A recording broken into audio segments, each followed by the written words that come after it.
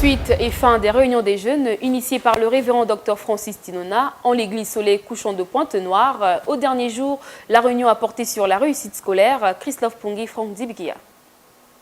Ils sont venus avec des écritoires pour noter tout ce qu'on leur dira. Ils le savent, leur avenir en dépend.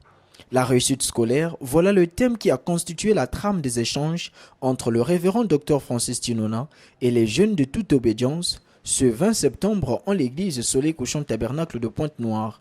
Alors nous avons montré à notre jeunesse, à la jeunesse du monde entier, qu'en fait, on réussit mieux lorsque on commence par se connaître soi-même. Et ensuite, il faut chasser les fantômes, c'est-à-dire tous les a priori, les chimères qui tournent autour de nous et dans notre esprit, comme quoi on ne peut pas réussir. Il y a des démons dans notre famille, la sorcellerie et autres qui nous empêchera donc de pouvoir avancer. On doit chasser tous ces esprits-là.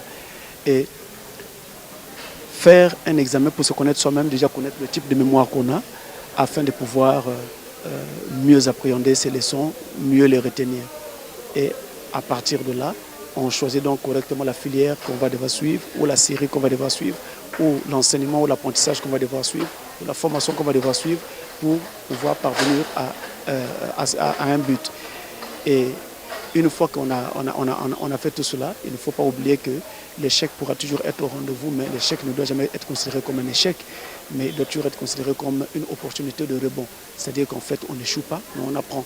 L'orientation scolaire a aussi occupé une place transcendantale dans la réunion du jour. Parce que si on s'oriente mal, l'échec est déjà au rendez-vous. Donc on doit s'orienter correctement en tenant compte de ses capacités, de ses facultés, de son type de mémoire et de ce que l'on est réellement. Et une fois qu'on a pris donc son orientation, on a choisi son orientation, alors il ne faut pas considérer les matières auxquelles vous allez faire face comme des bêtes noires. Il va falloir les aimer et il va falloir appliquer cette règle qui est très importante qu'on appelle le travail. Et j'ai envie de parler du travail vraiment acharné. Et ceci dès le début de l'année. Ne laissez pas les leçons s'accumuler parce que ça sera fastidieux de les étudier et il y aura également des éléments qui seront déjà perdus parce que la mémoire de travail ou mémoire immédiate qui aura servi lorsqu'on les a étudiés ne permettra pas toujours de passer les choses à la mémoire à long terme. Donc on ne sait pas si vous pourrez toujours les retenir en ce moment-là et donc des éléments seront perdus. On aura juste ce qui est là, couché dans votre cahier, mais on n'aura plus certains détails qui étaient très importants que le professeur avait donné au moment où il expliquait la leçon. La distraction ne devrait pas être embrassée dès les premiers jours de la rentrée. Dès les premiers jours de la rentrée, vraiment une règle doit être de mise, celle de ne jamais être distrait en classe et de suivre attentivement les explications que donne le professeur et de poser aussi des questions là où il le faudra et au moment où il le faudra pour ne pas rater une seule occasion. En tout cas, la Bible est formelle, Dieu n'aime pas les paresseux, Dieu encourage le travail et le chrétien s'il ne travaille pas, il sort de la volonté de Dieu.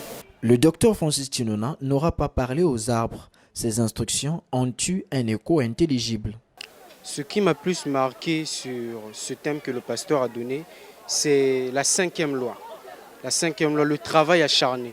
Ça, j'ai vraiment aimé. Pour un enfant, sur l'état scolaire, il doit vraiment donner on peut dire, son effort pour réussir. C'est ce que j'ai aimé le plus. Mais en tout cas, ce que le pasteur a dit sur la réussite scolaire va vraiment aider la génération. Parce qu'aujourd'hui, les élèves pensent qu'il y a certains qui pensent qu'ils ne peuvent pas réussir ou plusieurs choses, ils se mettent des idées de la tête.